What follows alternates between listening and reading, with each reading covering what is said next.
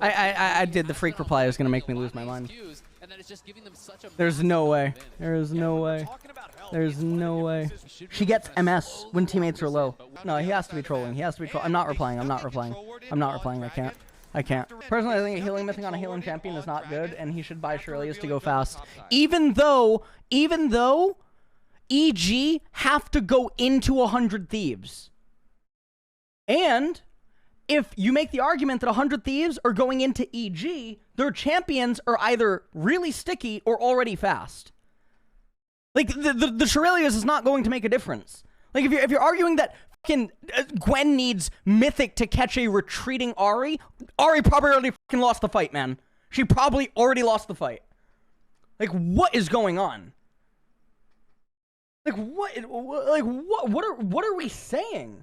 She's using, you know when Soraka's using R in teamfights? When her teammates get low. If they get low, that means they're probably either already on top of the enemy or I mean, he might be being sarcastic, I know, but I'm like explaining it for people that don't get it. Like, these champions, Azir is stationary in teamfights. Even if you afflict him with the Shirley buff, it's also, see, this is an argument that it feels like they happen in bad faith, right? I'm not saying that's what Freak's doing, but like, these arguments are difficult because you have to establish what is likely to happen and what is practical and what should happen and how are fights able to be conducted in most cases, right? So then you have to say that the movement speed would either grant more EHP through being able to either dodge skill shots or get out of, spell range of the opponent or like damage threat of the opponent, etc. Or that the additional MS converts to more damage output faster, thus also granting you more HP. It's a very nuanced conversation. It's not a simple conversation. There's no way to have this conversation on Twitter if someone doesn't actually like accept this as like a thing. Hootie was positioning like I don't know, man. I don't know. He was positioning like fucking Daredevil without rain. Like I don't know how to describe it, man. I don't know. His positioning was terrible. But if 100 Thieves are at the objective first, Gangplank will cast the R and then EG will run into them. Then Soraka will cast R, right? In most cases. Gwen literally has a slow, and there's a pillar, and Trundle already runs really fast. There's also, Azir is relatively stationary, Zeri is already really quick, and then the enemy team, if Gangplank is on top of any of these champions, he's getting dogged down by the other champions, or he's not, like, kiting them. Poppy, likewise, same exact thing, right? Ahri, if she's in range of Zeri or Azir, a lot of the fights are somewhat stationary. And like, it's just so weird. It's so weird. You're not gonna say Moonstone Renewer is literally worse than a 20% increase on all of your healing on it's just not possible. It's not possible. He's going to be doing that because I missed a control word? Oh, okay, so let's do this. Let's go through all the control words. Let's go through all of the control words. Okay, this is his first one. So Soraka knows about this. When's the last time they saw Poppy? Let's see when is the last time that they saw Poppy? They just saw Poppy, they see her CS. They see 20 CS. They have full intel on Poppy. Okay, they have full intel on Poppy. He buys a control word. Why does Soraka have to place a control ward in a dragon pit against Poppy, Ahri, Sivir, Lulu? What? What are we doing? What are we fucking doing? Okay, so that's the first one. That's the first one. Let's make a fucking notepad. One dragon waves. Okay. Or this is so they can sneak the dragon. Yeah, because Trundle couldn't. Trundle couldn't. You know, have just taken a different path and swept it himself or used his own control word. True. Couldn't do that. Honestly, when Lulu doesn't get boots, I think that you just don't get boots on Soraka. When Lulu doesn't get boots, you don't get boots. When Lulu fucks up and builds Oblivion Orb, you don't get boots. You don't get boots. And this was obviously like a nightmare. Alright, let's see. Alright, he buys another control word. Alright, so the second control word, let's see where he places it. What? Where did he just place it? Oh, he went back afterward. Dude, you're not real, man. You're not real. He just placed it in the front bush. They literally have vision on Poppy, man. Cowrie got it. He circled back in. That Rift Herald. Yes, it was. Yes, it was. Live and They're about to do a gank in top lane. And either Poppy is there or she's not there. But they also just saw her not too long ago. back in and picked it up before it expired. Okay, 2. Evil Genius Waste. is pulling off the heist of their own. Brush. Waste. Look at the in this situation. She just placed it in the river brush. She just placed it in the river brush. I wouldn't say that one's a waste. Never mind. I thought this was it. I thought she just placed that one and the river brush one's already there. That one's fine. Okay. That one's fine. That one's fine. I think that one's fine. Why did he just buy 2? Another crown of the Shattered Queen. This time for Abadaga. Fucking why? Why did we just buy 2 control wards? On the Azir, recognizing I gotta survive the burn. Don't say it's the Herald Dance. Don't say it's the Herald Dance. Absolutely not. There is no way it's the Herald Dance. There is no fucking way. There is no way it's a Herald Dance, and that's the justification for it. Holy shit, man. Just use deductive reasoning. Like when the fight's actually happening and they clear out the vision, you know, because you have like your regular wards. Okay, so he just wasted 2 more. So he's wasted 3-4 before second Herald. Okay, so he's already wasted 300 gold. 300 gold that could have been powering towards the mythic. What? He just placed it in the tri-brush. Why? They know that JoJo's by himself. They literally know that JoJo's by himself because they can see Sivir and Lulu. Lulu and Sivir are clearing out wards. They know JoJo's by himself. They want to try to answer that.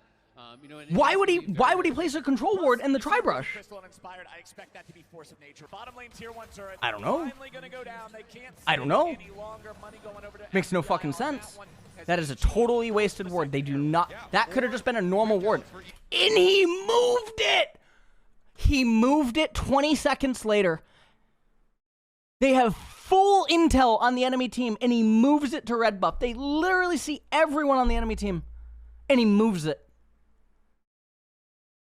EG means more pushing power. Open up this match. Try and snowball the gold lead here. All right, well, we're now 375 gold in the fucking gutter. All right, let's see when he buys the more. He just bought 2 more, man. Are we fucking serious? 5-6. Before 130 before dragon.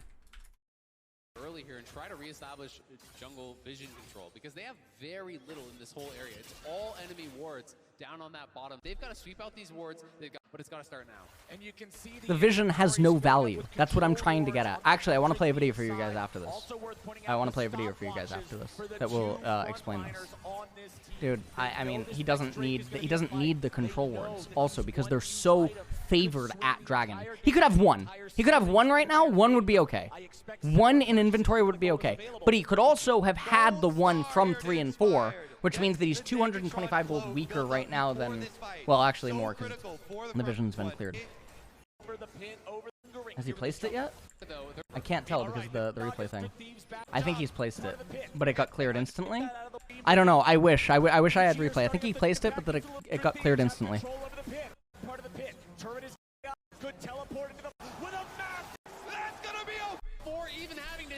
I don't know. Apparently he placed both of them. Apparently he placed both. Oh, my YouTube thing's breaking. Okay, here, just listen, man. I'll just mute my mic. Space like money. So, money is something that society assigns value to. Money has no inherent value. I can get out a $1 bill or a $20 bill, and somebody from a completely different culture would not necessarily understand its value. It's a piece of paper. And we agree that it has value, so you can use it to buy stuff. And that stuff potentially has inherent value. Something that we can all agree is valuable, like a computer. Most people nowadays can agree it's valuable. And don't nitpick. You understand what I'm saying. Space and time, in chess, tempi, time, and space is the same concept. Space has no inherent value unless you make something of it. So just grabbing space to grab space is sometimes good, but it's only good insofar as you can transform it into some other advantage. And some people, I think, have a hard time with this because Okay? So replace what he's saying about space with the word vision. That's literally it. That's all that it is. Vision has no inherent value. It only has value so far as you can transform it. It's identical. Now, this is an understood concept in RTSs, right? Which is why RTS players can utilize the Fog of War to fucking lengths that mobile players can't fathom. Like, super, super, super far, right? Poker players, when they do hand ranges and, like, all this other type of, like with limited information or concealed information, it is the same thing. So, now, the thing that he's also talking about, the argument with Freak that I could have on Twitter is the same thing. Movement speed has no inherent, like, it is so difficult to say that the movement speed from Shurelya's would be able to convert to more reliable and practical healing by Soraka.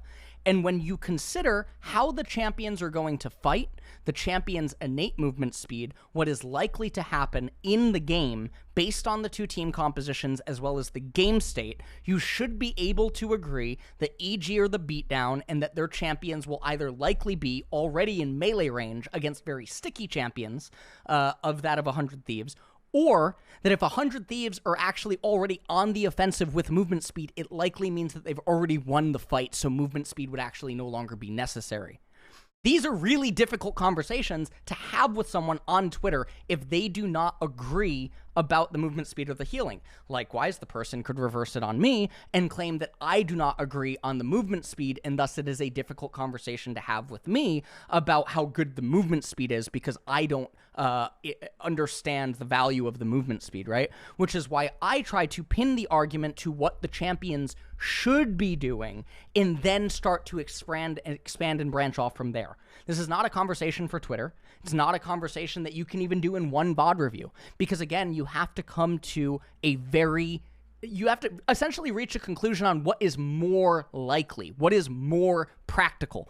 You could play 100 games of that EG 100 Thieves, and you could eventually find scenarios where, yes, Shurelya's ended up doing something in a very specific team fight, in a very specific moment, because of very specific variables, that Shurelya's would outperform Moonstone. But that's not why we build items in League of Legends. That's not why we do it.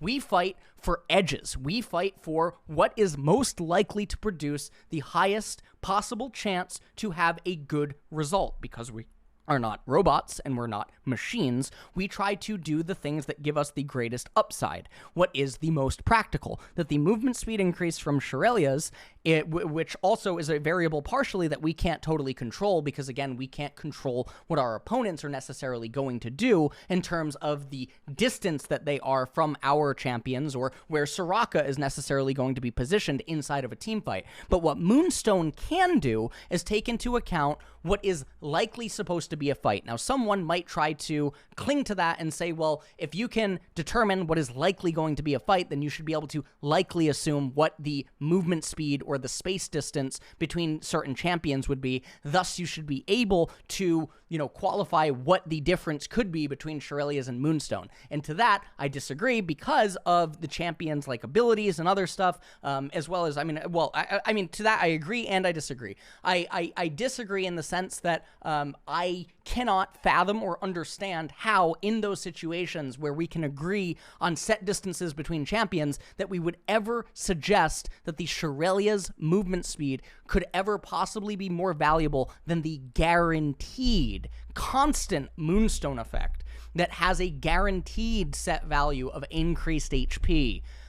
Which is a factor that we can readily control in that game in a lot of situations that doesn't necessarily just pertain to our opponent and like a bunch of other stuff. Anyways, it's not an easy conversation. It's a stressful conversation. It's a really stressful conversation when you can't even... This isn't just about Soraka and Moonstone and Soraka and Shurelya's. It's also about Gwen and Gangplank, Gwen versus the other champions, Trundle versus the other champions, what is supposed to happen at Dragon Fights, what is the positioning likely supposed to look like, who is the beatdown in the game, who is the defender, right? Who has the onus on them to make offensive moves and whatnot, and all this other stuff.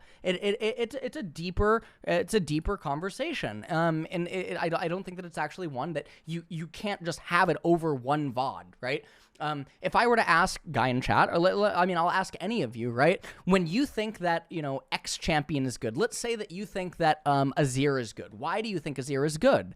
If I ask you to think or to qualify why Azir is a good champion, what ends up happening in your brain is you see lots of mental images of Azir in pro play and solo queue and all these other things, and then you spit out a produced answer based on those experiences from what you've seen happen, etc. Now, a lot of people fail to entertain the alternative or what could have happened, even in those processed images, right?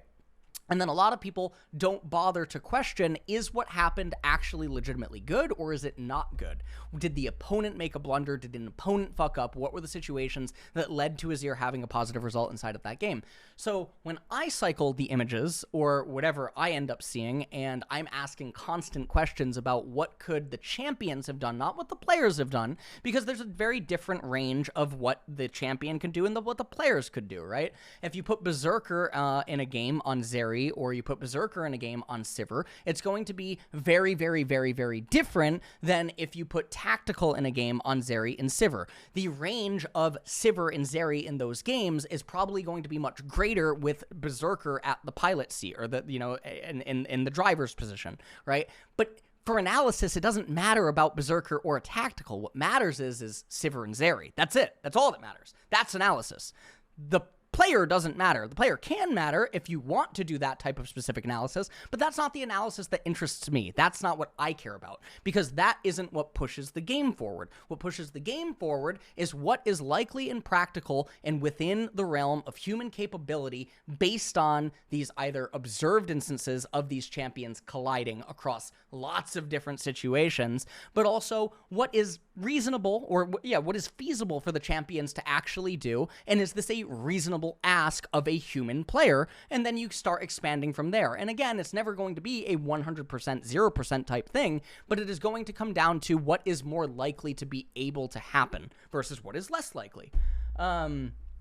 So that's where these conversations get really frustrated. This is where you see my heartbeat actually go up, because I get very, very passionate about this, because oftentimes when I engage in a conversation like this with people, they don't even understand these premises, and they don't even begin to fathom that these are points that they must consider to have this conversation, because it's not about an absolute answer. It is about an answer that goes up to perceived theory, but not theory in the sense of like an idea, but theory based in the sense of these champions seem to and ought to be capable of doing this. Is there a rebuttal to what the champions can do, not what the players do, or what happened in this game? So it gets pretty weird. It's also like when I have to explain to people that draft edges do not mean that the game is won and lost in draft. There is a range of percentages, I think, in draft, right? Ace King loses to Ace Queen 24% of the time. Yes, it happens. That means that Ace King 24% of the time will drop a board or a flop to Ace Queen. It's just, it's how it goes. That doesn't mean Ace King wasn't ahead before the flop. It doesn't mean that if Ace King got Ace Queen to commit all in, $1 million, that Ace King made a bad decision if a queen comes. That's not what it means. And I don't know why people don't understand this. And that's what I think analysis should be about, is finding those micro edges, finding what ought to be the more consistent thing that will end up happening. Now, sometimes in games, you have to make improvisions. You have to intentionally do things that are bad that you do due to a read, right? Or you're exploiting the opponent, right? I think would be the terminology like in poker or something, right?